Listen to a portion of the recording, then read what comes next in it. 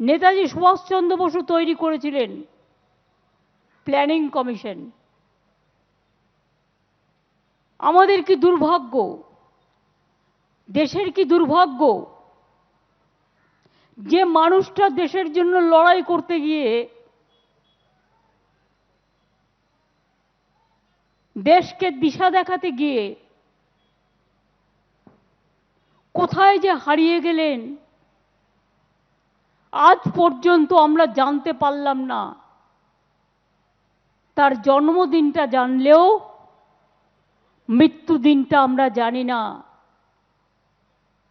এই চিরা অমাবস্যার ঘোরতর অন্ধকারে লুক্কায়িত আছে লজ্জিতভাবে। কোনো প্ল্যান নেই দেশের জন্য, প্ল্যানিং একটাই, প্ল্যানিংটা কিলিংয়ে চলে গেছে, প্ল্যানিংটা ব্রুটালিটির মধ্যে চলে গেছে, প্ল্যানিংটা হেট্রেড পলিটিক্সের মধ্যে চলে গেছে, প্ল্যানিংটা সেই ডিভাইড অ্যান্ড রুলসের মধ্যে চলে গেছে।